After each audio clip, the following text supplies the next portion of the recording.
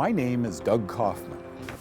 For the past 40 years, I've dedicated my life and even my career to finding the root cause of disease.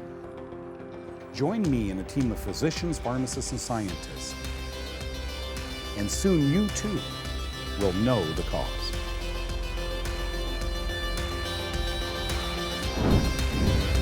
Wow, I feel good today. Hey, happy to have you aboard today. Thank you for joining us. Like we do every day, a couple of things I want to cover today, and I hope you watch and rewatch this and then forward it to friends who have some of these problems. Let's start with migraine headaches. You know, as I write these, it keeps me on top of the science, but it also teaches me. I didn't know that 85% of migraine sufferers are females. Okay, and we're going to talk about the root cause of these. Something a doctor doesn't normally test or treat for is thrown in. As you know, fungus. Wait a minute, fungus can cause my headaches? You bet it can. Second thing I want to talk to you about is gluten-free eating. Everybody seems to be going off barley and wheat and rye and so forth and feeling wonderful. But is gluten the villain? Or is it just a standby? Then what's the real etiology of the problem? You know, what's the cause? Why do you feel better when you go off those 3 grains, okay? And then finally today, I want to talk to you about biopsies. Quite a controversy. Are biopsies spreading cancer? Are they enabling metastasis of a cancer? So you have a lump in your breast, they do a biopsy. Does that biopsy allow cells to escape and induce metastasis or lead to metastasis? All those things we're going to talk about today. I'm not a doctor. Always work with your doctor. I'm just giving you sideline stuff that might be interesting once in a doctor's office. Let's talk right now about the headaches that so many, you know, I'm a blessed guy. I've never had a headache in my life, I don't think. But early in our marriage, my wife had real bad headaches, and we'd never know when they're coming. And so many, millions and millions and millions of people globally have these horrible, gut-wrenching migraine headaches. What's that all about? All we're hearing is, you know, the standard approaches. Let's address this right now. This is Jeannie. Severe migraines. My cousin gets them every day. Now, we happen to have learned that her cousin is a female. They are debilitating, and that doesn't shock me, folks, because here's what I learned. 85% of migraine sufferers are females. Wow. Here are the 3 things that women have to adjust themselves to, and men. Only 2 are you going to hear in a doctor's office. Inflammation causes migraine headaches. Medhelp.org said that. The luteal phase of menstruation provokes migraine headaches. Ovulation-calculator.com. And then number 3, nobody's talking about this, folks. And you know me, it's fungus. You know me, I talk about infertility. I talk about cancer and fungus. I talk about depression and fungus. So why not migraine headaches? I will tell you that I have worked in several clinics, ear, nose, and throat, skin clinics, and so forth. And many people who came into an ear, nose, and throat clinic had a migraine headache, but they go to the migraineologist, like we talked about yesterday. They go to a different doctor to get that handled. And it's just, you know, women visiting their GYNs, their doctors, will talk to them about the phase of their menstrual period as provoking a migraine headache, okay? So let's study this. Migraine headaches. First, let's talk about what the doctor will tell you about inflammation. C-reactive protein, or CRP, is a blood test that determines inflammation inside of your body. C-reactive protein elevates during migraine headaches, but it also elevates during a fungal infection. C-reactive protein response induced by fungal infection, so says the journal Infection. This was in 1984, so this is fascinating, folks. You may, when you go into a doctor's office, he or she may say, look, I want to do a little blood test on you. I think your headaches are not provoked by hormones. We're going to discuss that. Rather by inflammation. And she's going to say, yeah, I feel swollen. I've gained weight. I just don't feel right. Nobody's going to talk about diet, right? The fact that maybe corn or wheat or mycotoxin-induced food or mycotoxin-laden food like peanuts are causing the swelling. What makes bread rise? Could that same yeast inside your body be causing swelling and therefore driving up your C-reactive protein test. As a matter of fact, it can. That's been pretty well documented. But the doctor will draw a C-reactive protein. It'll come back in a few days. They'll call you and say, yeah, your CRP was really high. You have inflammation. What's the doctor going to do? Go with me here. An anti-inflammatory drug, okay, to stop the inflammation. See, if I had headaches, I'd want to know the cause. I just wouldn't want to manage them with one drug or another drug, and some of you may be able to do that by talking to your doctor about what we're talking about here. Let's talk a little bit about hormones then. Menstruation migraines, these are called. These occur during the luteal phase of menstruation from day 14 until menstruation. Estrogen levels elevate and sugar cravings begin. A lot of you women have been through that. Sugar feeds Fusarium fungus, which is known to cause headaches. This vicious cycle begins and continues, sometimes for years, as the woman is diagnosed with menstruation headaches. So I throw that little thing in there. Fusarium is a type of fungus, very, very common. Aspergillus, Penicillium, Fusarium, Stachybotrys. These are very, very common fungi that are out there. Fusarium, well, I'll continue here, and I think you'll find it fascinating, but Fusarium especially can induce or cause migraine headaches. Wait a minute, Doug, how am I getting into Fusarium? Let's go down that road, okay? Migraine headache, fungus. Scientists used to think that blood vessel dilation caused migraine headaches, but today it's believed that a complex interaction between our nervous system and vascular system, or our blood system, as well as alterations of brain chemicals, causes them. Brain chemicals. What could be poisonous to our nervous system and our blood system and induce brain chemicals? You thinking the way I am? Okay, here's my next graphic. Wait a minute. Migraine headaches are caused by neurotoxic and cardiotoxic brain chemicals? Fungal mycotoxins are neurotoxic and cardiotoxic brain chemicals. But what about this Fusarium fungus? Now, this fascinated me. And if you're watching this anywhere but the US, you don't have a whole lot to worry about. We in North America, Canada, and the US have more to worry about this Fusarium than you do in another country. Here's why. Fusarium fungus makes a human estrogen-mimicking mycotoxin called zearalenone. Fusarium contaminates the global grain and peanut supply and is known to cause headaches. Zearalenone is used in North America as a cattle growth hormone. Only North American. By the way, good for you, European Union. The European Union says we're not going to import meat that has this zearalenone in it. It's called Ralgro. And they put it on tabs, put it into the cow's system with these tabs that slowly ease this in for one reason. Nobody wants to buy a 600-pound cow. They want to buy a 1,200-pound cow. And this Fusarium mycotoxin makes them gain weight, okay? Here's what I would do. Okay, statisticians can isolate a time within the menstrual cycle when migraine headaches become more frequent, but that doesn't mean that the luteal phase causes the migraine any more than a CRP test does. These are merely gauges, okay? The next time you feel a migraine coming on, treat it, then stop and think about what you might be doing to cause it. Why were hormones involved and what caused the inflammation? Get this, mold-tainted grains in your diet? Mushrooms in your diet? These aren't vegetables, they're fungus. Peanuts in your diet? Alcohol, antibiotics, mold exposure? Folks, we have to start thinking that way.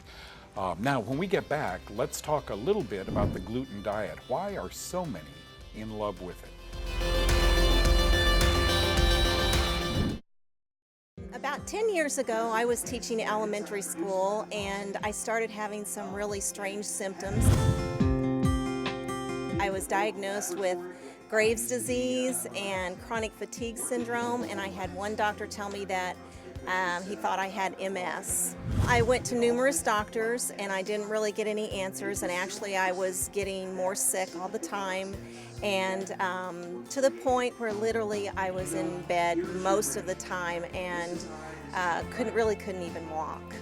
I had to change what I was doing because I was getting sicker instead of getting better with what the doctors were doing, and I had no choice but to do something different. I was praying and I told the Lord I had to have some answers to this because the doctors weren't giving me any answers. The Lord gave me Know the Cause one day on Angel Network, and there was just something about what this guy Doug Kaufmann was talking about that made sense to me, and I went to one of his seminars and started doing everything he said, the phase 1 diet, juicing carrots. I got on diflucan, and it took me probably about 9 months to a year, but I got well.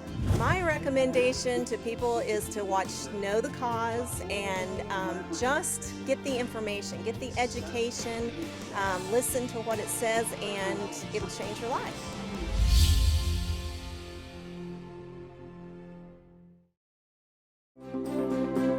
Oh gosh, it was probably 15, 20, 25 years ago that the gluten diet came onto the market.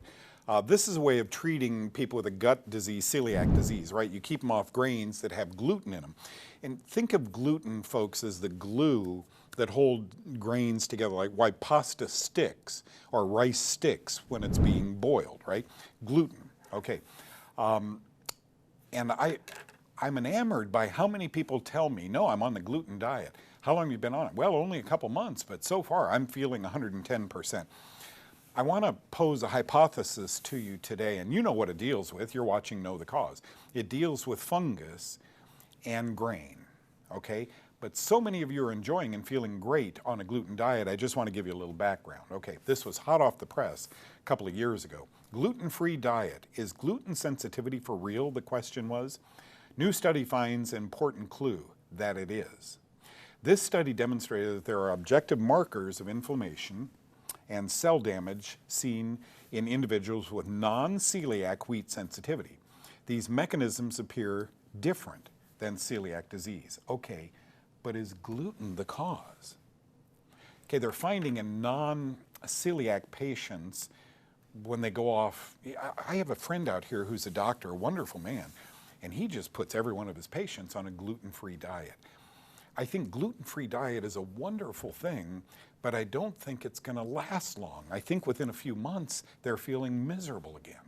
And I have a clue as to why that is. Maybe you're one of these people who followed a gluten-free diet, and I'm telling you, for 4 weeks or 8 weeks, you felt like $1 million, but you adhered to the diet very carefully, and yet it failed you at some time. Maybe this will help, okay? Wheat, barley, and rye. Many doctors and nutritionists are telling gluten-sensitive patients to avoid wheat, barley, and rye, right? And most begin to feel much better for a period of time, right? So it must be gluten, right?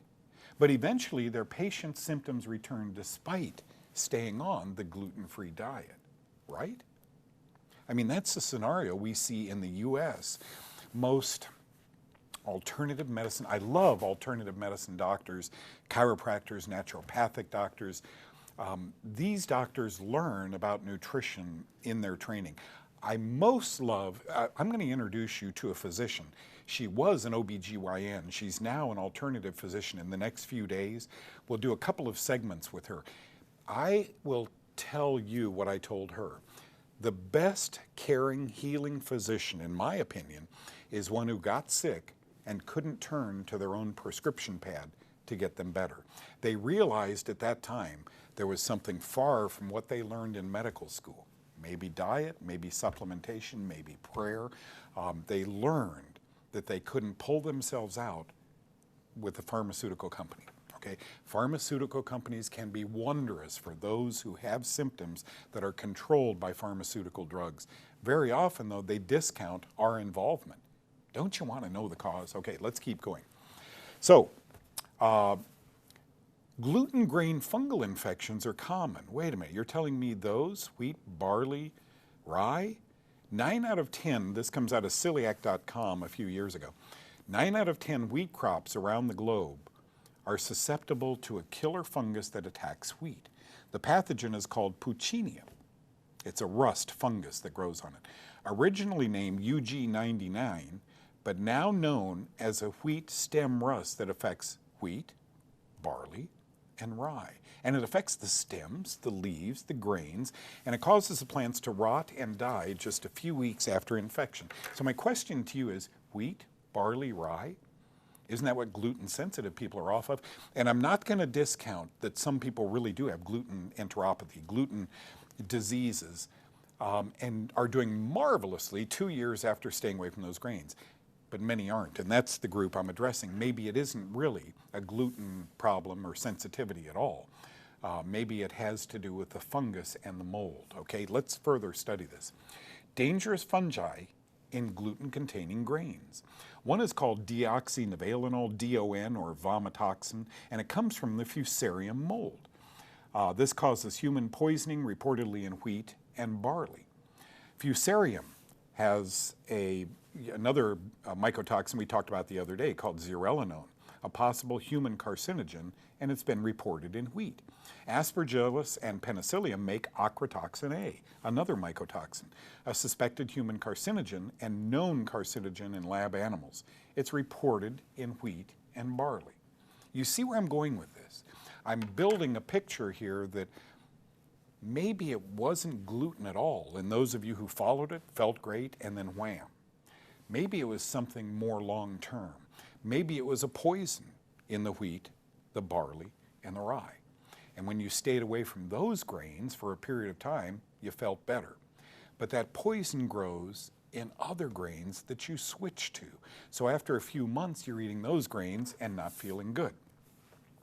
Fungus in wheat, barley, and rye can cause the exact inflammation and the exact gluten sensitivity symptoms of gluten sensitivity seen. Remember this always. Corn is gluten-free. Now, corn is often contaminated with mycotoxins. Sugar is gluten-free.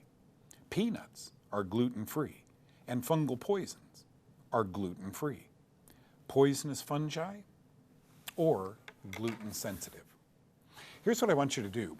Talk to your doctor. I'm not a physician. I encourage you to talk to a doctor because I don't know your medical chart, and he or she does. Ask your doctor, you know, doc, we tried the gluten-free thing and it was great for a few weeks, but then I stayed on it.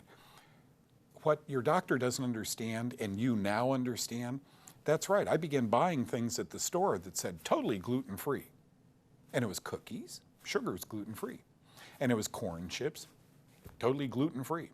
So you understand, and it's peanut butter, lots of peanut butter, totally gluten-free, but all of those are known to be impregnated with these molds that can cause the same misery that you were having before you started on the gluten-free diet. Now, wheat is in almost everything. Corn and wheat is in almost everything. So you substituted wheat for corn, and you started eating corn.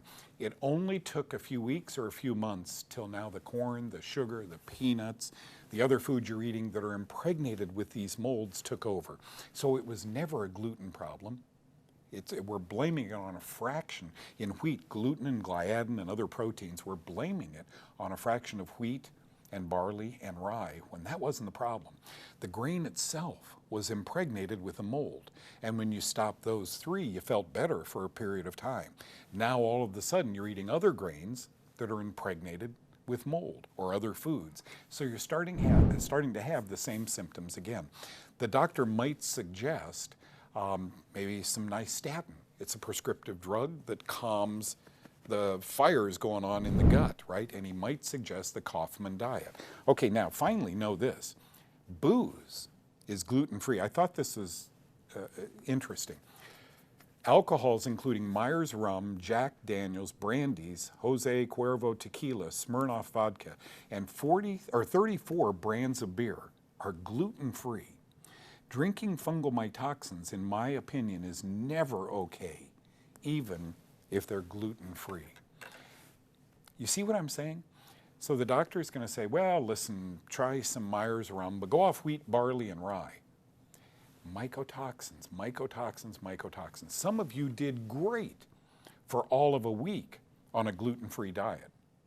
Some of you made it all the way to 6 or 8 weeks on it, and then you didn't cheat. You stayed on the gluten-free diet and you felt miserable. Does this help you better understand why? you felt miserable after a short period of time. Maybe your problem was grains and peanuts impregnated with mold, and we've been shaking our finger at gluten all along. Now, when we get back, some say that metastasis of cancer occurs thanks to a biopsy. Is that right? I'll be right back.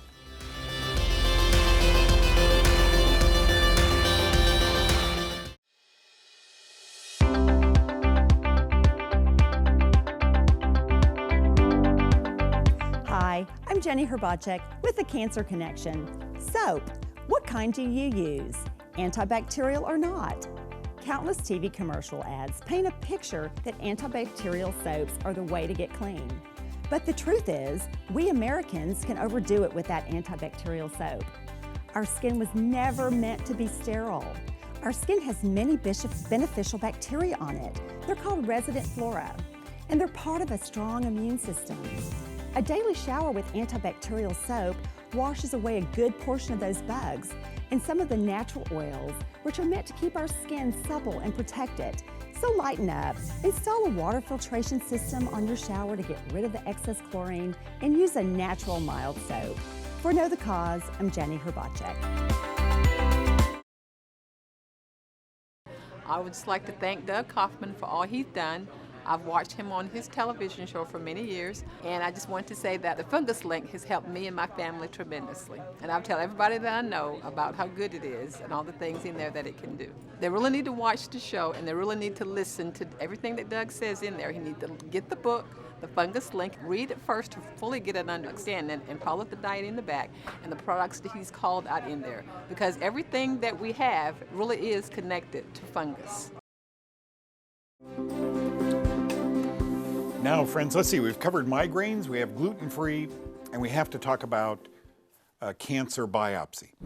Folks, let me first show you visually. It's only 30 seconds, but this is an intestine biopsy where they put the device in, twist it, and watch the bleeding that occurs after this, okay? If you're squeamish, just turn away. A little tiny bit of blood starts, and then as the seconds tick by, you can see more and more and more blood occur. That's because a hole was punched in a section of the intestines. There you see the blood coming down. Okay, that'll heal. Understand, as I go into this segment, I am not against biopsies. I think biopsies can be very beneficial. I've always had the question in my mind, why, if we have a lump in our breast, do we do a biopsy on it? Why don't we cut it out and then biopsy it and figure out, you know, what was in that tissue? If this is an ascomycete, the lump in your body, a sac fungus, or a mycetoma, a sac fungus, then spores grow in that, and they can grow anaerobically, no oxygen needed. They just grow slowly, slowly, slowly, and that's what a cancer tumor does also. So once you put a needle in that balloon and you release those spores, if that's what cancer is, then I would think that they're going to travel via the bloodstream. Fungus is known to disseminate through the body via your bloodstream. Once it gets in the bloodstream, it carries it to the heart, to the brain, etc. Okay? So now that you know that, let's do a little work here. Okay, do biopsies cause cancer to spread? This out of the British Journal of Surgery. Some say yes. Needle track deposits are common after biopsy of suspected colorectal liver metastasis. That means from the colon to the liver, it has metastasized. Biopsy of metastases confer poor long-term survival in patients after liver resection and cannot be justified in patients with potentially resectable diseases. In other words, maybe they won't do the biopsy if the patient can live through all of this, because they seem to have poor outcomes when they do the biopsy. Now that's a type of cancer. Other types, maybe not so bad. Let's get the flip side of that coin, okay? Do biopsies cause cancer to spread? Some say no, that it's a myth. A needle biopsy can distribute cancer cells, causing them to travel to other parts of the body. According to this, the Mayo Clinic, they say that's a myth. According to mayoclinic.org, for most types of cancer, there is no conclusive evidence that a needle biopsy, a procedure used to diagnose many types of cancer, causes cancer cells to spread. Okay, so I guess everything would be up to you, the patient, and your doctor. there are laboratories around the world that you can take a biopsy and then split it. So tell the doctor to split it in 2 samples. One goes off to the cancer diagnostic laboratory, and one goes off to a mycology laboratory where they specialize in fungus. Sometimes, folks, I've reported this, sometimes in these tumors, there are fungi or there are mycotoxins in them. If that's so, then the doctor has to figure out, wow, I wonder if that's an ascomycetes, sac fungus. I wonder if I should put this patient on antifungals. Know that a very common, 3 years ago, a very amazing thing happened. A common toenail fungus drug called Sporanox crossed the ocean. It's now used to treat cancer and toenail fungus. If it cures fungal infections of the toe, why is it working for cancer unless there's some role of fungus in cancer? Okay, that's where my thinking cap goes on. So the question next is, do biopsies cause cancer to spread? I say maybe. How cancer spreads. This was great. This was in a newspaper out of Yale University in 2013. I communicated with Dr. Lazava several times. I say maybe. Okay, here's what it said. Our results, this was Yale, our results provide the first proof in humans that metastasis can occur when a white blood cell and a cancer cell fuse and form a genetic hybrid. That's really, really important. I know how a cancer cell fuses. Where's the white blood cell? Remember that biopsy? For every 700 red blood cells in the human body, there's only 1 white blood cell. Blood looks red for that reason, but believe me, there's white blood cells in there also. And white blood cells, you know, they're in our bloodstream. So what Yale University said, and this was a glorious day for me in 2013, confirming my work, that when cancer cells and white blood cell DNA converge, you have a hybrid, a brand new looking lump in your body. I want you to, did you guys ever see Back to the Future? When Doc pulls out of his pocket the flux capacitor? Well, I want you to say the picture he drew, you know, like for 30 years ago. Here's what I came up with. And by the way, it's the cover of my book. This book came out in 2001, I think. The Germ That Causes Cancer. See that little picture? Let me show it to you up close. Kaufmann's 2002 Genetic Fusion Hypotheses. On the left, that little thing says fungal DNA. On the right, that would be in our blood cells, human DNA.